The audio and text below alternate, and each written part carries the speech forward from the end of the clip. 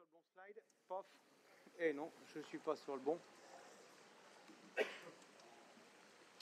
Alors, troisième sujet sur lequel on va revenir sur des éléments qu'on a abordés dans l'échange précédent, notamment d'un point de vue macroéconomique, d'un point de vue évolution des taux. Mais là, l'objectif, ce n'est pas de s'intéresser aux conséquences de tout ça sur les SCPI comme on l'a fait tout à l'heure, mais bel et bien de rester sur l'univers des marchés financiers. Donc, ils seront deux. Alors, on verra s'ils sont dans le consensus, s'ils sont d'accord, s'ils ne sont pas d'accord, s'ils ont les mêmes visions ou pas. En tout cas, ils seront deux pour répondre à nos questions. Je vais commencer par celui qui est le plus loin de moi.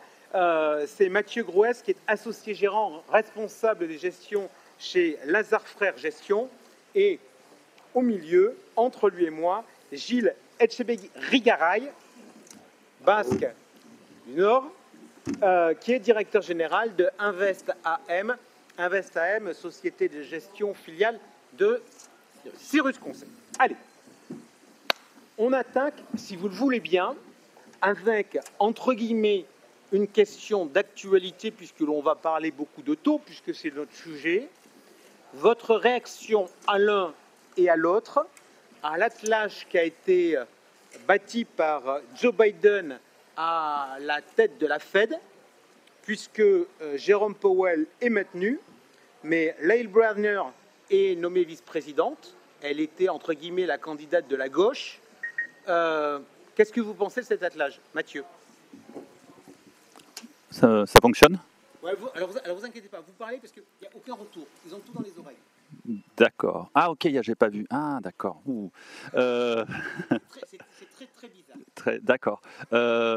Oui, donc bon, l'essentiel, c'est de savoir qui est le président. Le choix qui a été fait, c'est Jérôme Powell. Je pense que c'est une bonne raison pour deux choses. C'est d'abord une bonne raison parce que c'est une façon de dépolitiser la Fed, et ça je pense que c'est quand même important par rapport à ce qu'avait fait Trump avant. Donc c'est-à-dire que voilà, un président démocrate est capable de reconduire un président de Fed qui est républicain, et donc c'est quand même important pour moi de dire que la Fed, c'est pas fait pour faire de la politique, c'est fait pour faire autre chose, et ça envoie un message dans ce sens-là, et je pense que c'est plutôt une bonne idée. Et c'est aussi pour moi une bonne chose parce que c'est de la continuité, on ne change pas de président, et notre sentiment, c'est que pour la Fed, ça va être quand même très très très compliqué dans les 4 prochaines années. Et quand la situation s'annonce particulièrement compliquée, je ne sais pas si c'est le bon moment pour essayer de changer de cheval dans l'espoir que le nouveau cheval sera meilleur que le précédent. Je pense qu'il y a déjà assez d'incertitudes, assez de choses qu'on ne comprend pas bien, qu'on ne mesure pas bien, pour ne pas en plus rajouter une nouvelle inconnue qui serait comment Mme Lénard aurait été comme présidente, parce qu'on la connaît comme membre de la Fed, mais quand vous êtes président et chef, des fois vous n'êtes plus exactement pareil que quand vous n'étiez pas chef avant. Gilles Etchebegui, votre sentiment? Merci. Le sentiment, c'est bon, il ménage politiquement la chèvre et le chou, et après ça change pas grand-chose à l'arrivée. La MMT est au pouvoir à la Fed. Brainard Powell, Powell version actuelle, pas grande différence avec Brainard. Powell, à la base, était quand même considéré comme étant quand même un peu plus orthodoxe. Okay, est-ce que dans le premier discours, on a entendu parler de l'inflation? Il a dit « je vais être vigilant sur le sujet de l'inflation ». Est-ce que ça veut dire que ça change un peu le mandat? Et à la rigueur, j'aurais tendance... On va faire un petit laïus quand même sur ce que l'idée politique que nous a donné un peu Mathieu. Est-ce qu'aujourd'hui, l'inflation est le critère numéro 1 des banques centrales? Alors... je vais répondre, pour moi, il y a 2 critères différents sur les 2 principales banques centrales. La Banque centrale européenne, c'est le spread Allemagne-Italie, avec l'Italie qui tire à la baisse la politique européenne. Et pour la Fed, au-delà de l'inflation, du mandat inflationniste et de l'emploi, puisque a priori c'est l'emploi, c'est le niveau du SP500. Clairement, il y a un 3e mandat aujourd'hui, c'est le put de Bernanke qui est remis, qui est le niveau du SP500. Et c'est quasiment le vrai mandat de la Fed aujourd'hui, à l'heure actuelle. C'est là où Powell et Brainard se retrouvent aujourd'hui, parce qu'ils ne veulent pas faire cracher les marchés, parce qu'il y a un risque sur l'emploi, c'est tout. Ok, donc vous êtes en train de nous dire que grosso modo, l'élément de la Fed aujourd'hui, c'est ne pas planter Wall Street. Mathieu, votre sentiment sur justement le vrai mandat que se donnent en tout cas les banques centrales? Moi, j'aurais pas forcément la vision que la Banque centrale privilégie le SP500. Je pense que dans la zone euro, c'est beaucoup l'inflation de façon assez claire. Et aux États-Unis, c'était quelque chose de dual, inflation, marché de l'emploi. Ils ont fait évoluer ça en donnant une priorité implicite, pas très claire, au marché de l'emploi, avec l'idée qu'il faut non seulement que le marché de l'emploi soit au maximum, on va dire, mais pour toutes les catégories de personnes. Donc là, ce qui devient assez politique, hein, on est sur des notions un peu bizarres.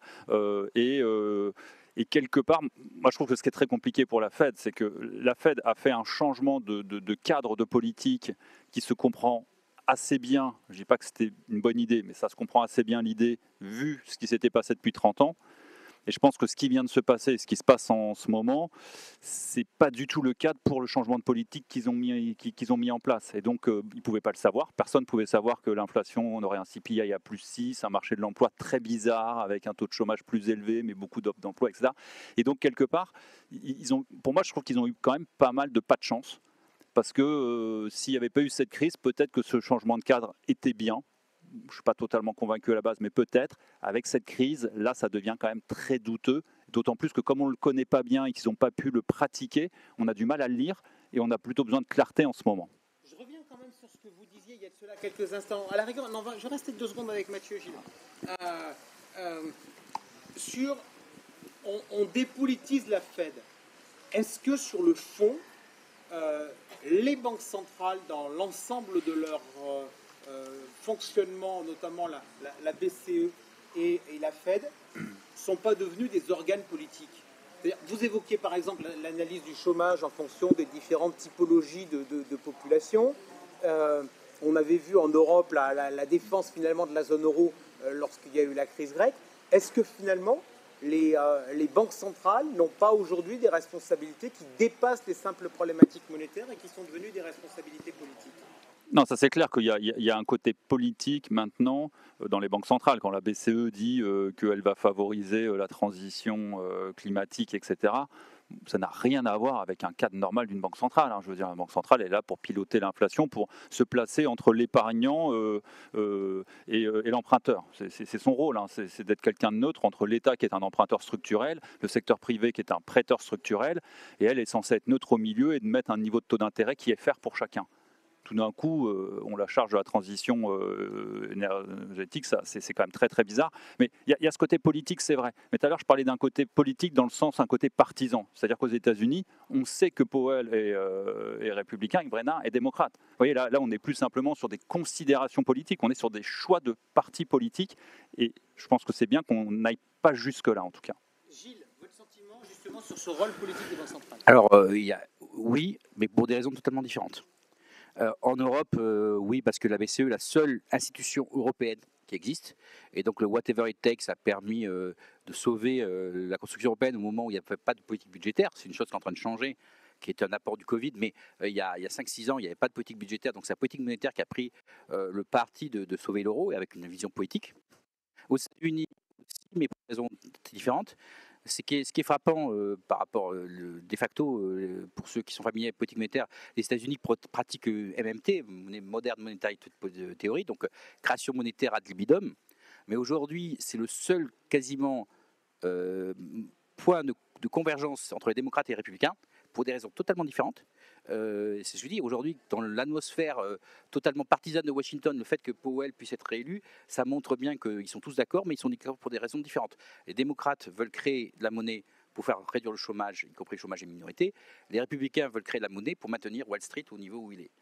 C'est pour ça que ça reste le mandat indirect, et c'est pour ça que ces nominations puissent se faire sans problème, parce que c'est un des rares points aujourd'hui où les démocrates et les républicains sont d'accord, créer la monnaie pour des objectifs différents, mais voilà. Donc c'est pour ça qu'il y a une politisation, parce que la MMT, donc la création ad libitum, de facto fusionne quasiment le Trésor et la Banque centrale américaine. Ok. De toute manière, on constate que quand on est passé à la Banque centrale américaine, on finit secrétaire d'État au Trésor. Donc finalement, les passerelles se font finalement relativement simplement. Déjà, mais là c'est encore plus. Je veux dire, là on est passé un cran au-dessus. Il faut voir que quand même on a été au zéro avec une croissance de 5% et une inflation de 6%. Je veux dire, c'est quelque chose qui, en termes de théorie monétaire, n'apparaît nulle part. C'est-à-dire qu'on a changé de politique monétaire, mais avec un certain consensus. C'est, je dirais, aujourd'hui le seul point de consensus politique aux États-Unis. Juste, parce que vous évoquez ces chiffres-là, malgré tout, je vais vous poser la question, parce que même si ce n'est pas dans notre sujet, mais c'est dans l'approche globale, cette situation d'avoir une inflation, des taux très faibles alors qu'on a de la croissance et qu'on a de l'inflation, il y a un environnement qui, quelque part, un peu le théorise en économie, c'est la répression financière. C'est des environnements où on cherche à en fait, écraser les dettes, le monceau de dettes que l'on a accumulé, en permettant notamment aux États de le rembourser et en ruinant les rentiers. Oui. Aujourd'hui, vous considérez qu'on est dans un environnement de répression financière ou pas? Alors, ça dépend où, mais la paradoxe des États-Unis, c'est qu'aujourd'hui, ils mènent une politique de taux zéro avec 10% de croissance nominale, c'est pas tous les jours comme ça, et ils ont une monnaie qui monte. Et vous avez un autre banquier central que vous n'avez pas évoqué, c'est Erdogan. Erdogan, lui, il décide que les taux doivent baisser, alors qu'il y a l'inflation, et on a la livre turque qui a perdu 30% de sa valeur en une semaine. Donc le dollar en tant que monnaie de réserve mondiale donne une situation extrêmement atypique à tout ça. Voilà, donc, et c'est vrai que d'autres pays ne peuvent pas se permettre. On a bien vu ce genre de considération, mais aujourd'hui on a la particularité d'avoir des taux extrêmement bas aux États-Unis, beaucoup plus bas que la situation économique, mais une monnaie qui monte, et parce que les États-Unis sont en train d'aspirer l'épargne mondiale à l'heure actuelle. Ok, allez, on vient de passer un quart d'heure ensemble à discuter macro-réflexion globale, etc. Maintenant, on va rentrer encore plus dans notre sujet. Mathieu, je commence avec vous. Donc, notre thème, c'est Mathieu en hausse, taux en hausse. Quel impact sur les placements? Je vais vous demander, à l'ordre comme à l'ordre, vos anticipations sur un certain nombre de choses. Première question, je commence avec vous, Mathieu. On attaque sur les taux courts américains. On a vu que la Fed avait pris la décision de réduire ses achats récemment. Pour vous, que va-t-il se passer à la fois sur les réductions d'achats en 2022 et sur les évolutions de taux aux États-Unis? Bon, ça c'est la question à 1 million, hein, parce que bon, quand on a la réponse, on prend ses positions. Et c'est une question qui est très très compliquée parce qu'elle dépend à la fois de la réalité économique et de ce que va faire la Fed, sachant qu'on peut avoir 3-4 membres qui sont nommés dans les prochaines semaines qu'on ne connaît pas. Donc c'est assez compliqué. Pour nous, quand même, l'environnement, il est assez explosif. Hein. La Fed espère que tout va se calmer. Il y a peut-être encore une probabilité légèrement supérieure à zéro qu'effectivement l'inflation rebaisse toute seule et que le marché de l'emploi se détende tout seul parce que des gens reviendraient massivement. La probabilité est quand même très très faible aujourd'hui. Donc on a clairement pour nous un environnement macro où le plus probable c'est qu'on a une Fed qui est en retard, qui aurait déjà dû commencer à ajuster. Et on pense que la Fed, certes, est composée de doves, quoi, donc de colombes, donc de gens pas très pressés de monter les taux. Elle est de plus en plus colombe, hein, depuis 20-30 ans. Pour autant, je ne pense pas qu'elle ait renoncé à son mandat de lutter contre l'inflation. Donc elle a du mal à s'y mettre, mais nous, on pense quand même qu'elle va s'y mettre. Et la Fed ne regarde pas le CPI, regarde un autre indicateur qui est la consommation l'inflation sur la consommation des ménages, qui lui est moins mauvais que... il est à 4,1 de mémoire en glissement sur un an. Je pense par rapport à l'objectif de 2, non, c'est un peu moins mauvais. Je pense que le core CPI doit être à 4,6 et le déflateur core à 4,1, mais on est quand même très au-dessus. Et donc nous, notre scénario par rapport à votre question, hein, c'est que ils vont faire leur tapering, ils vont l'accélérer à la prochaine réunion pour le finir fin mars. Et fin mars, le plus probable, c'est qu'à partir de là, ils rentrent dans un cycle de hausse de taux. Et on peut imaginer des scénarios soft, des scénarios très très hard, mais comme scénario médian, moi je verrais bien 3 hausses en 2022 et plus que 3 hausses en 2023. C'est-à-dire que je pense que pour freiner une économie qui est lancée à plein régime, avec plein de réserves de croissance, etc., et une inflation qui est déjà très élevée, je vois mal comment ils peuvent s'en sortir sans faire au moins ça, quoi. Une hausse, c'est 25 points de base. Ah oui, avec l'idée d'une hausse à 25 points de base, bien sûr. Ok, alors ce que vous êtes en train de nous dire, c'est on est à la bourre. Donc, comme on est à la bourre, on court pour vite refermer le robinet du tapering et des achats qu'on fait sur les marchés. Et en plus, dans la foulée, on rentre dans un cycle long, plus d'un an, un an et demi, de remontée des taux par petit mouvement. Gilles, votre sentiment par rapport à ça, et vu comment vous m'avez présenté les choses tout à l'heure, je vais non seulement vous demander votre sentiment, mais je vais vous poser avant une autre question. Est-ce que dans le scénario que vient de nous présenter Mathieu, vous voyez le S&P tenir? Parce que si le vrai sujet, c'est si Wall Street se casse la gueule, ça fait peur à la Fed, est-ce que ces scénarios-là, pour vous, Wall Street est prêt à le prendre? Alors, c'est ce scénario qui est pricé dans le marché, mais les conséquences de ce scénario ne me paraissent pas anticipées, effectivement. Je pense que les valeurs technologiques en particulier ne résisteront pas à une telle remontée des taux.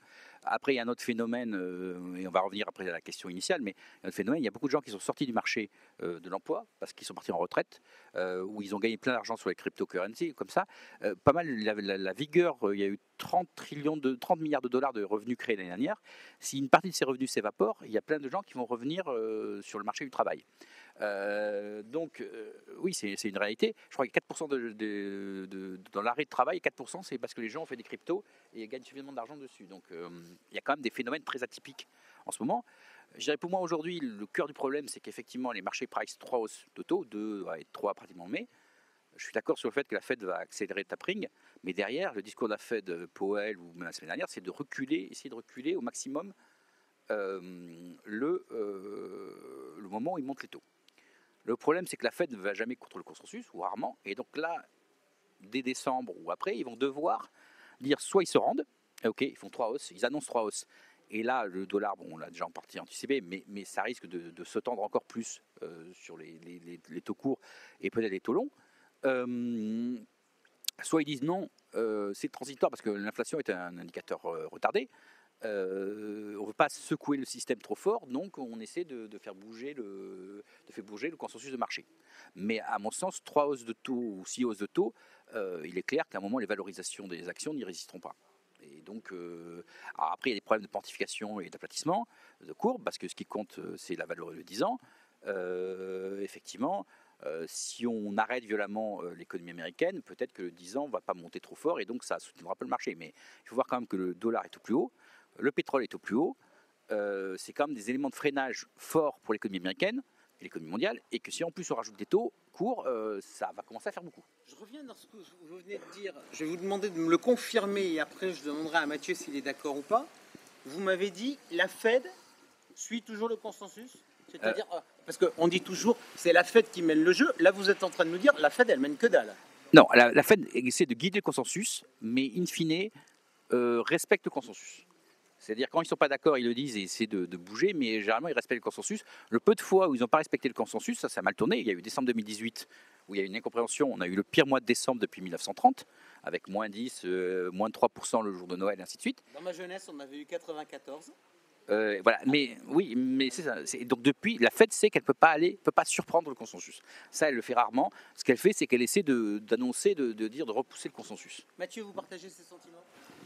Oui, c'est vrai que la Fed veut pas surprendre, ça c'est sûr, mais en même temps elle a les moyens de guider, c'est-à-dire que par leur discours, par les dots, donc les prévisions qu'ils font, etc. Non, mais pour l'instant, si je regarde le discours, il me range plutôt du côté de Gilles, c'est-à-dire, moi j'ai quand même le souvenir de Powell qui dit on retire des liquidités et ce phénomène-là est clairement dissocié de la hausse de taux qui est par définition bien plus tard.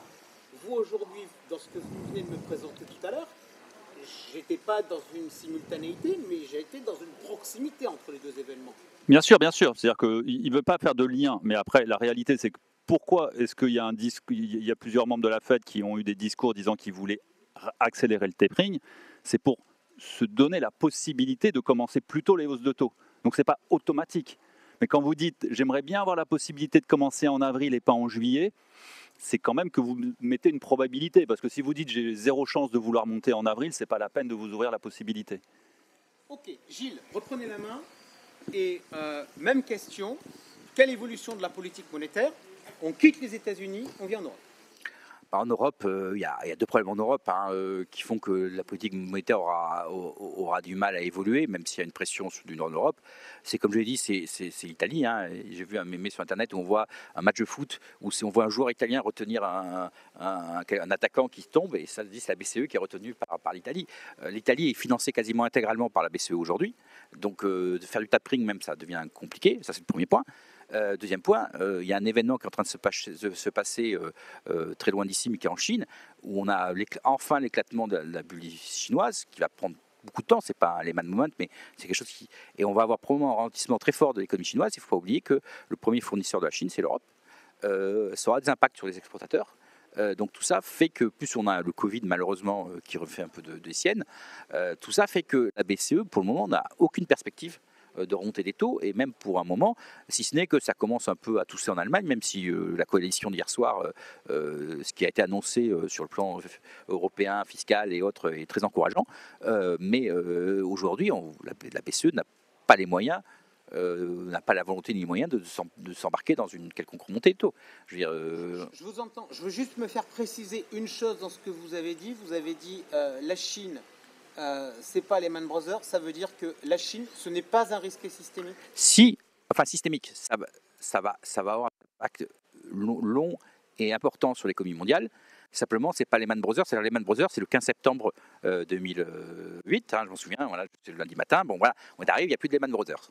Evergrande n'est pas Lehman Brothers, c'est-à-dire que c'est de la preuve, c'est que ça a commencé à avoir les premiers il y a 3 mois, on y est encore, là ils vont rembourser un peu, mais on est sur un dégonflement contrôlé. Aujourd'hui, le choix de la Chine par rapport à sa bulle immobilière, c'est de savoir s'ils acceptent tout de suite de faire 2,5 par an et d'ajuster à la baisse l'immobilier, ou s'ils remettent un peu 5 minutes de plus, monsieur le bourreau, et ils continuent de remettre un peu d'immobilier. Mais on est sur un dégonflement soit rapide, soit progressif de la bulle chinoise et la fin de la croissance à 7% de la Chine. Et la fin de la croissance à 7% de la Chine, c'est un événement mondial. Et le premier spectateur, il y a deux spectateurs, victimes collatérales, c'est les matières premières industrielles, certaines matières premières industrielles, fer, ciment et autres, et l'Europe en tant qu'exportateur. Mathieu, votre sentiment, pas de mouvement de taux sur la BCE en 2022 ? Je ne sais pas. Ça se discute pour la fin d'année, je dirais.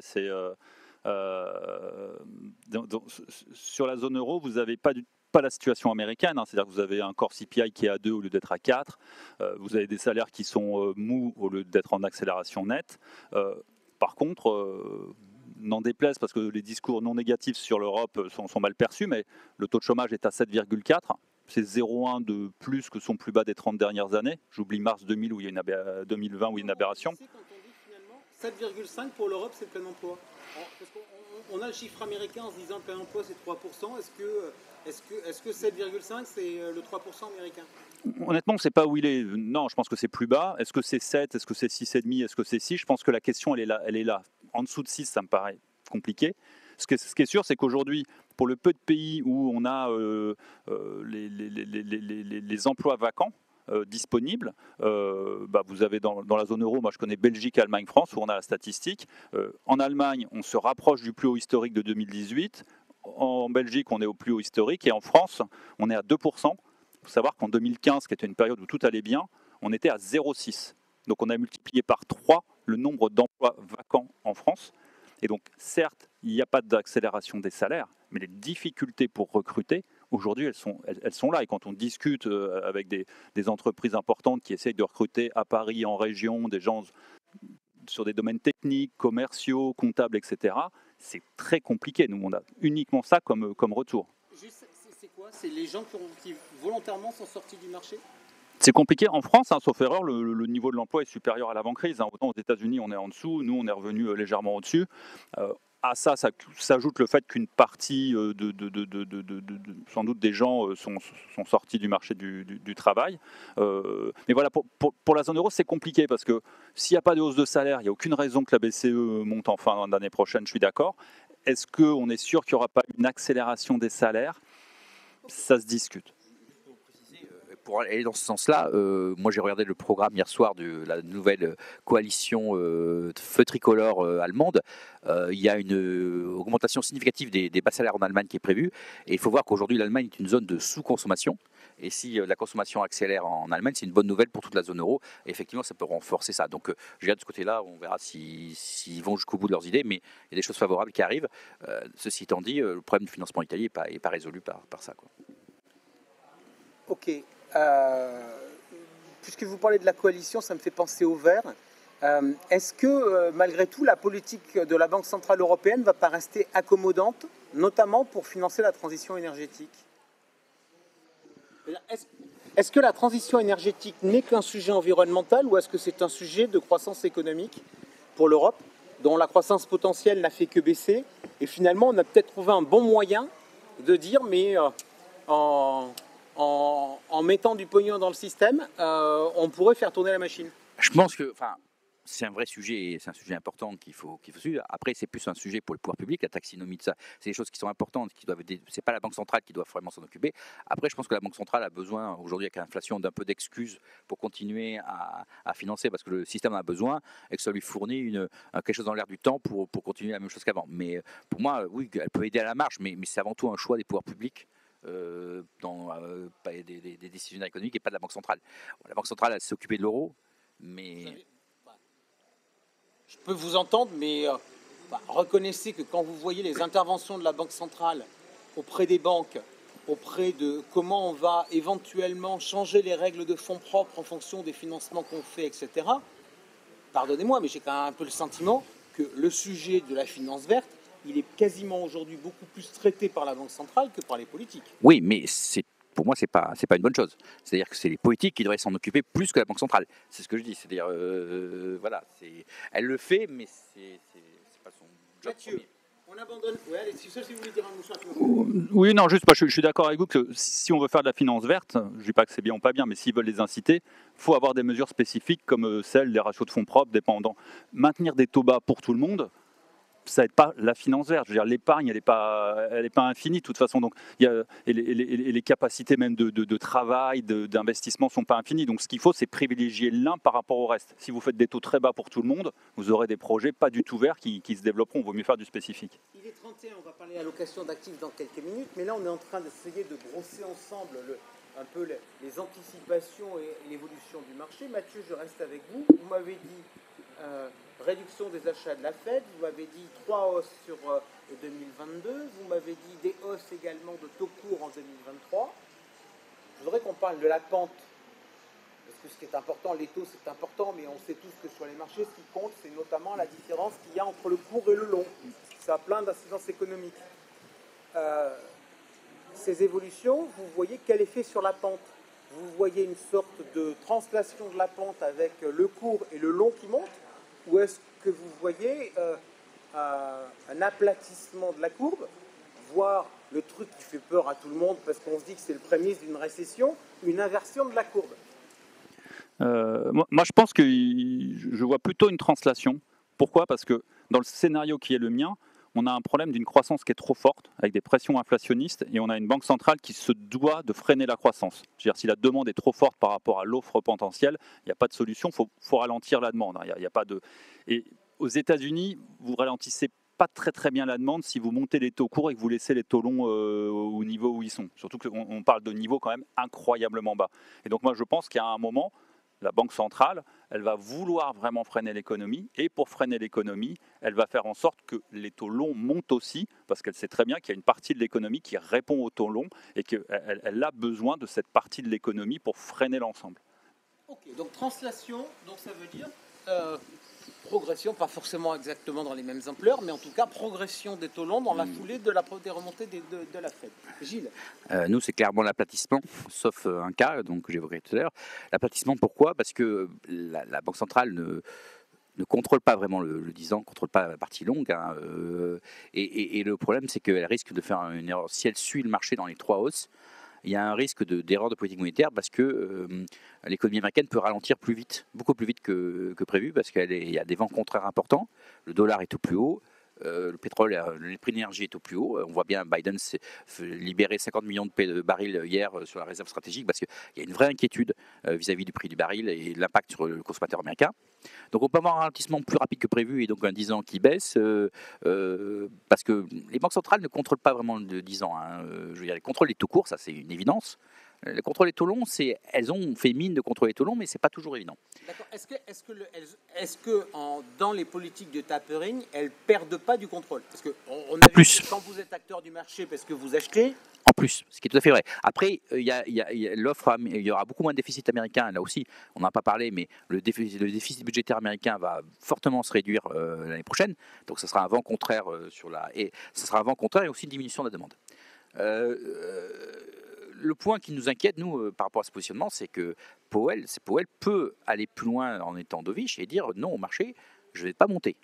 Et là, effectivement, on a une portification inflationniste. C'est-à-dire que demain, si Powell dit en le 11, mais vous savez quoi, moi je ferai qu'une montée, même s'il y a d'autres. Ce qui est pour nous un risque, ce n'est pas le scénario dominant, mais c'est un risque. Dans ce cas-là, on a une inversion, puisqu'on a le dollar qui baisse brutalement et on a la pente 10 ans qui s'affole et le prix des matières premières qui s'emballe. Parce que là, on a un choix hyper inflationniste. Alors hyper peut-être pas, c'est pas Weimar, hein, mais 3-4%. Déjà, si on fait les calculs, le 2% annualisé qui était l'objectif de la Fed est maintenant battu sur 5 ans ou 6 ans. Hein, donc on a un niveau d'inflation structurelle qui est assez élevé. Si vraiment ils disent avec Weimar, non, on vend encore plus d'inflation, là le risque c'est qu'on ait une portification parce que le court terme s'effondre parce qu'il n'y a pas les 3 hausses l'année prochaine. Et le long terme, c'est voilà. Mais pour nous, c'est pas le scénario dominant. C'est un scénario alternatif. Donc, voilà. Si je regarde dans le scénario dominant, quelles conséquences, à la rigueur Mathieu, ou enfin juste comme vous voulez, allez Gilles, puisque vous avez le micro, quelles conséquences sur les parités de change, notamment au dollar? Ah ben là, 3 hausses, même avec une hausse éventuelle en fin d'année, on est sur les indices, on continue. Alors, une partie de la hausse est faite maintenant, hein. Nous, on a profité assez abondamment, mais une partie de la hausse est faite, mais il y a le dollar est roi, ce qui est quand même déflationniste. Il faut voir que chaque fois que le dollar monte fort, c'est pas bon ni pour les émergents, ni pour les actions en général. Donc le dollar qui monte, ça c'est l'un des points évidents. L'autre point, c'est prendre la courbe. Si les marchés actions, il y a une pression forte qui risque d'avoir sur les marchés actions, puisque voilà, c'est et pour nous le 10 ans on est acheteur de 10 ans américain long ou 30 ans parce que ça couvre le risque et ça permet de gagner si jamais ça rentre. On va regarder la stratégie. Mathieu, votre sentiment sur le dollar? On évoquait un 10. Moi qui suis gourmand, je veux dire, est-ce qu'on va revenir à la parité euro-dollar? C'est pas impossible, mais c'est le scénario haut, quoi. C'est-à-dire que nous, on le voit plutôt s'apprécier à court terme tant qu'il est soutenu par une dynamique de réévaluation des hausses de taux par la Fed. Après, il faut voir que même si on a eu une bonne surprise hier sur la balance commerciale américaine, on a quand même une dégradation massive des comptes courants américains. C'est eux qui ont le plus relancé, c'est eux qui ont ce plus gros problème. Le problème d'adéquation de l'offre par rapport à la demande, il existe partout, mais il est beaucoup plus aigu, bien sûr, aux États-Unis que dans la zone euro. Donc, ça veut dire que les plans Biden, c'était une bêtise? Donc, plan Biden, je ne sais pas si c'était une bêtise, envoyer des chèques à des gens qui n'ont pas perdu leur emploi mais qui ne peuvent pas aller faire de courses, c'est quand même surréaliste. Je pense que ça restera dans les bouquins d'histoire, quoi. Je veux dire, ils ont leur revenu, ils ne peuvent pas le dépenser, on se dit on va les aider, on va leur en donner un peu plus.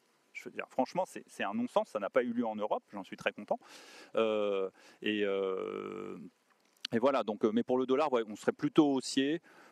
Mais il y a des problèmes quand même un peu structurels de déficit courant qui sont quand même présents, qui font que ça ne devrait pas aller trop loin. Allez Mathieu, on reste avec vous, on passe maintenant à l'allocation d'actifs. Donc on va regarder un peu sur vos produits phares, ce que vous envisagez de faire et où vous en êtes. Le produit phare en gestion chez vous, en gestion diversifiée, c'est quoi? C'est Lazare Patrimoine? Ouais. 2 mots de présentation du produit, règles de fonctionnement sur l'investissement action, l'investissement taux, c'est quoi? Ça fonctionne comment? Donc c'est 0,40 actions, donc c'est ce qu'on appelle un fonds défensif. Et une spécificité, c'est que sur la sensibilité taux, c'est -5 plus 10. Donc on peut être en sensibilité négative si on le veut pour se protéger, voire jouer une remontée des taux d'intérêt. Allez, on va commencer par la partie action dans l'environnement que vous nous avez dépeint. Je rappelle que vous nous annoncez une poursuite du tapering. Il y a une hausse de 3 hausses de taux aux États-Unis avec pour effet une translation de la courbe des taux américaine à la hausse. Ça vous pousse à voir des actions, à lever le pied sur les actions ou pas? On lève le pied, c'est-à-dire qu'on était en début d'année, on était au-dessus de 30%. Aujourd'hui, on est à 21. Donc on a réduit quand même de 10 points l'exposition aux actions. On est très légèrement au-dessus de notre benchmark à 20. L'idée, c'est encore d'alléger et sans doute de passer à un moment en 2022 sous-exposé il y a des éléments fondamentaux que j'ai évoqués qui nous inquiètent. Après, c'est vrai qu'il y a des liquidités partout, il y a des résultats très forts, une dynamique économique, et c'est vrai que le momentum est quand même favorable aux actions. C'est pour ça qu'on va doucement dans la diminution, mais on est quand même orienté dans la diminution des actions. Sur la partie taux, qu'est-ce que vous avez envie de faire? Parce que les environnements tels que vous les avez présentés de hausse des taux, c'est jamais bon pour les obligations. Alors côté taux, on était très agressif en début d'année sur le crédit offensif, high yield, subordonnée financière. On était à 25% en plus des actions. Aujourd'hui, on est à 5%. Donc on a quand même divisé par 5 nos positions. Parce que c'était très tendu, les spreads étaient très serrés et que l'environnement est quand même beaucoup moins favorable. Et notre vraie position par rapport à notre benchmark en particulier sur le portefeuille aujourd'hui, c'est notre sensibilité taux puisqu'on est à -2. On a +1 de sensibilité sur l'euro, -3 sur les États-Unis. Dans notre benchmark, on a 6 de sensibilité. Donc là, on a un pari de 8 points de sensibilité qui est énorme. Et c'est vraiment c'est notre principale conviction. On a des doutes sur les actifs risqués, les liquidités contre les mauvaises nouvelles, etc. Sur l'orientation des taux, on pense que la probabilité, on n'est jamais sûr, hein, sinon on fait pas si on veut être sûr, il faut faire autre chose que d'investir sur les marchés. Mais on est quand même assez fortement convaincu que ça va être orienté à la hausse l'année prochaine. Gilles, votre produit phare chez vous? Alors, il y en a deux, c'est Invest Latitude Patrimoine et Invest Latitude Équilibre. Donc c'est un fonds SRI 3 et 4, donc un 30-70 actions mondiales et l'autre 60-40 actions mondiales et obligations. Et vous êtes en quoi? Vous êtes en 3? Je crois, j'ai un doute, pardon. Non, parce que ce que j'adore, c'est en 3, on est de 0 à 40 en actions. Et dans l'autre cas, on est de 30 à 60. Non, 30% actions, 70% obligations en benchmark. Alors, donc c'est similaire au produit Lazare. J'en reviens à la même question. Action, est-ce qu'aujourd'hui, parce que vous êtes dans une position différente, c'est que vous dites plutôt que, vous me dites si j'ai mal compris, mais qu'on va certes avoir une remontée des taux dans le scénario central, mais que ça va avoir un effet de ralentissement de la croissance et de fait un effet d'aplatissement de la courbe.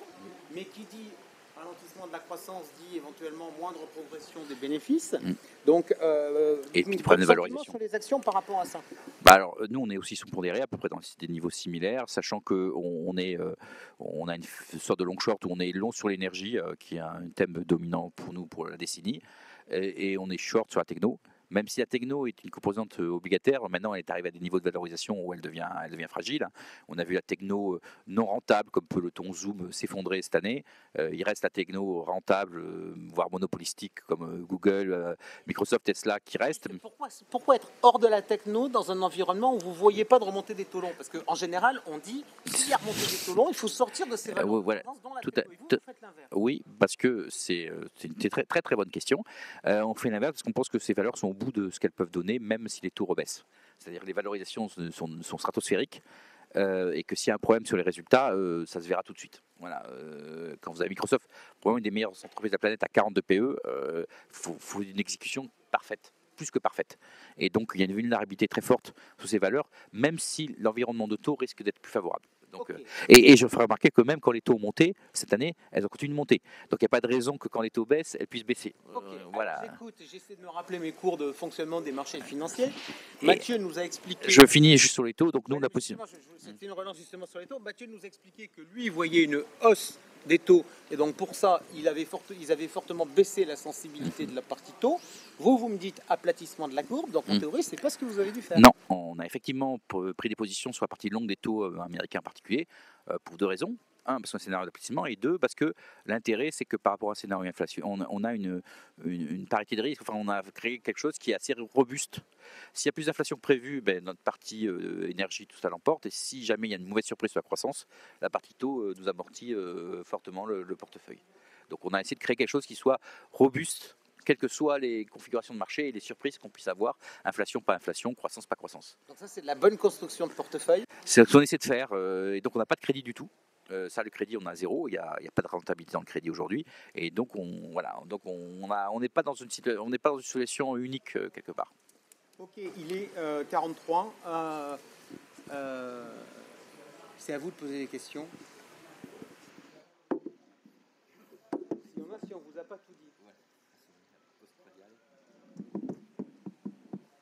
Allez-y, monsieur. Alors, aujourd'hui, c'est un peu le débat inflation, durable, transitoire ou constante.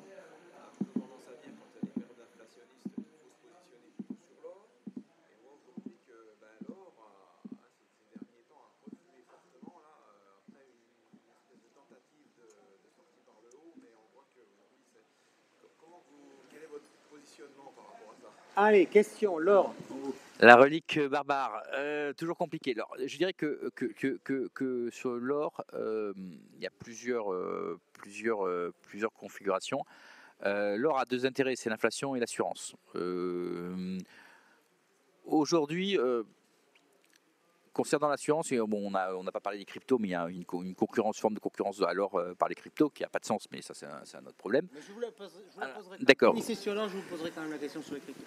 Aujourd'hui, on est quand même sur des taux d'intérêt réels extrêmement négatifs. Et ça, c'est normalement une configuration qui est favorable à l'or, mais qui est anormale. Et qui, moi, notre vision, que l'inflation reste, que les taux montent l'année prochaine, on va avoir normalement une remontée des taux d'intérêt réels l'année prochaine. Et ça, c'est une configuration qui n'est pas favorable à l'or. On est tellement bas. Normalement, l'or devrait être plus cher, mais il n'est pas pour une raison que j'ai du mal à m'expliquer. Mais si l'année prochaine, les taux d'intérêt réels remontent, que ce soit par une baisse de l'inflation, ou par une remontée des taux, hein, c'est les deux scénarios, je dirais, mais globalement, ils aboutissent à la même chose, qui est la remontée des taux d'intérêt réels. Là, l'or puisque l'or ne rapporte rien, donc dès que les taux d'intérêt réels remontent, l'or est tiré vers le haut. Donc voilà, moi, c'est l'explication que j'ai à la mauvaise performance de l'or. On a cru que Powell était Volcker par rapport à Brainard, mais bon, c'est quand même reste très dovish. Donc ça a un peu pesé sur l'or la semaine dernière, mais c'est ça. Je pense qu'on a un niveau très bas de taux d'intérêt réel qui ne peut que remonter, et donc l'or n'est pas vraiment configuré pour ça. Sur le côté assurance de l'or, l'une des inquiétudes qui a été évoquée tout à l'heure, c'est le raté des banques centrales. Aujourd'hui, on a connu des faillites d'entreprises, on a connu des faillites d'État. On n'a pas trop connu pour l'instant les difficultés des banques centrales. Est-ce que les cryptos peuvent être une assurance parce que justement c'est de la monnaie ou de la non-mono, je ne sais pas, hors banque centrale? Alors, je vais pour répondre. Déjà, on est au plus haut, hein, historique, faut pas pousser. Enfin, je veux dire, il y a des inquiétudes et des inflations, mais on est au plus haut, donc il n'y a pas de stress aujourd'hui, il n'y a pas de besoin d'assurance fort dans les marchés. On était au plus haut la semaine dernière. Donc ça, déjà, on n'est pas dans un scénario où tout le monde a peur. Donc c'est pour ça que le besoin d'assurance, il est très limité. Après, les cryptos, oui, c'est promu comme ça, une protection contre l'inflation, mais c'est quelque chose qui n'a pas de sens. Hein. Il n'y a pas d'usage économique aux cryptos et des cash flows négatifs avec le coût de l'électricité. Donc la valeur à terme est proche de zéro. C'est monnaie entrant, moins monnaie égale, monnaie sortante, moins les coûts. Et comme il y a des coûts, la monnaie sortante sera moins importante. Certains montrent ça comme de l'or alternatif. S'il n'y a pas d'électricité, il n'y a plus d'or. Donc, pour moi, c'est quelque chose qui n'a pas de sens, mais qui doit probablement diverger, fait diverger des flux. Parce qu'il y a quelques milliards de dollars par mois qui vont là-dessus, qui divergent de l'or, de gens qui achèteraient de l'or par ailleurs plutôt que qui achètent ça. Okay. Une autre question dans la salle? Juste monsieur.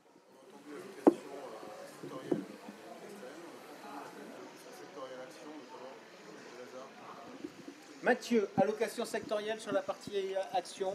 On n'a pas une allocation sectorielle volontaire top-down. Non, ce qui est sûr aujourd'hui, par contre, c'est que on a un peu, et on va continuer à marquer ça un peu plus, connoter davantage notre portefeuille value que growth. Donc ça veut value, ça veut tout rien dire, mais c'est sûr qu'il y aura sans doute un peu plus de cyclique, un peu plus de banques, un peu plus de valeurs qui bénéficieront de la remontée des taux. Parce qu'il y a des types de business models qui sont pas malheureux quand les taux remontent, et plutôt éviter la partie qui s'est envolée, hein, comme ça a été dit. C'est-à-dire qu'il y a toute une partie de la cote, en particulier aux États-Unis, qui s'est envolée du fait de la baisse des taux. Et si les taux remontent, c'est à peu près sûr que c'est une partie qui va souffrir. Donc nous, c'est plutôt ça comme thème aujourd'hui, c'est plutôt de se dire d'être un peu moins growth et un peu plus value, plutôt que des choix sectoriels spécifiques. Monsieur.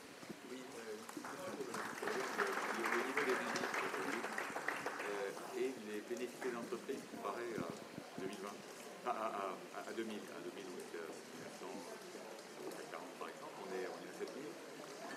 Quel est le multiple des bénéfices par rapport à l'époque, par rapport à 2000? Comment est-ce que ça a évolué? Bien sûr, les indices n'ont pas les mêmes sociétés, hein, les indices sont très différents. Mais grosso modo, est-ce que le PE du CAC 40 aujourd'hui, comment il se comporte aujourd'hui par rapport à l'époque, à 2000? Par rapport à 2000, si vous regardez hein, le marché euro, de tous les points de vue, est moins cher qu'en 2000. C'est-à-dire que vous pouvez regarder ça en PE, vous pouvez regarder ça en price to sales. Selon tous les indicateurs, c'est sensiblement moins cher qu'en 2000. Ça ne veut pas dire que c'est pas cher, parce que 2000 c'était une folie, il faut quand même s'en rappeler. Et pour répondre, sur le marché américain, si vous regardez en termes de PE, ça va par rapport à 2000. Si vous regardez en price to sales, là par contre en price to sales, vous êtes au plus haut de tous les temps. Le marché américain, que ce soit en 2000, que ce soit en 29, que ce soit à n'importe quelle époque des 100 dernières années. Est-ce que les marges ne sont pas aussi fondamentalement différentes? Parce qu'en particulier depuis 2000, dans les résultats des boîtes, il y a quand même une baisse absolument phénoménale des charges financières liées à la baisse des taux, qui quelque part crée de la marge et du résultat. Non, c'est sûr que les marges sont plus élevées, et c'est l'explication pourquoi. Mais l'idée que les marges peuvent monter indéfiniment, dans le monde politique d'aujourd'hui, je suis un peu sceptique, mais on peut en discuter. Parce qu'aujourd'hui, quelque part, alors c'est plus vrai aux États-Unis qu'en Europe, mais je gère depuis maintenant 30 ans, j'ai jamais vu les marchés européens monter quand les marchés américains baissaient. Donc ce qui se passe aux États-Unis est clairement directeur pour l'Europe, quel que soit le niveau de valorisation. Les marges actuelles, enfin les valorisations actuelles assurent trois choses quasiment implicites: des taux à zéro ad vitam aeternam, on voit Tesla et Co, des marges aussi élevées ad vitam aeternam sans qu'il y ait d'inflation des coûts, d'inflation salariale, petit problème aussi, et des taxes aussi basses, parce qu'il faut voir aussi l'impact des taxes, les taxes ont baissé depuis 2000, aussi basses ad vitam aeternam. J'ai peur que le ad vitam aeternam soit un peu long pour les valorisations boursières, qu'à un moment, ça pose un problème sur les trois dimensions. Les mêmes boîtes qui étaient dans les indices il y a 20 ans, on fait quoi, 3 fois, 4 fois plus de bénéfices? La valorisation, c'est quand même une estimation du type de bénéfices. Oui, mais il y a aussi des dividendes, ça dépend de la distribution des dividendes, des rachats de titres, enfin il y a des petites choses, mais les price to sale qui sont donc par rapport aux ventes sont plus haut historiques. Je veux dire, si on regarde les metrics, les metrics américains par rapport à tout ce qui est vente, capitaux propres, on est au plus haut historique, même plus haut quasiment qu'en 2000. Il n'y a que les metrics par rapport au taux où on est au milieu, voilà, c'est les taux bas qui sont le driver. Et il ne faut pas oublier les réformes fiscales, parce que aux États-Unis en particulier, on a eu comme une baisse significative des taux qui a amélioré la rentabilité et structurellement fait monter les prix. Donc après, les réformes fiscales, on le sait en France, c'est moins vrai ailleurs, mais elles peuvent être revues, corrigées. Voilà, donc c'est des choses qui sont rarement pour l'éternité, même si les autres pays ne partagent pas notre goût pour la réforme fiscale ou l'évolution fiscale. Est-ce qu'on peut conclure en disant que finalement l'année 2021 était l'année formidable? Ex post, en tout cas, boursièrement parlant et financièrement, oui. Bon, ça n'a pas été toujours agréable sous d'autres plans. Oui, mais c'est une bonne surprise parce qu'effectivement, post-2020, c'était pas gagné. Mathieu, on rentre dans le dur? Oui, dans 2021, c'est une année miraculeuse, je pense, par rapport à tout ce qu'on a vécu. Et voilà, et le point de départ pour 2022 est plus compliqué. Voilà, ça c'est clair. Okay. Merci à tous les deux, merci à vous. Naturellement, n'hésitez pas à aller les voir pour leur poser des questions sur leur stand. Moi, je vous retrouve dans quelques minutes. On parlera prévoyance ici même. Merci à vous.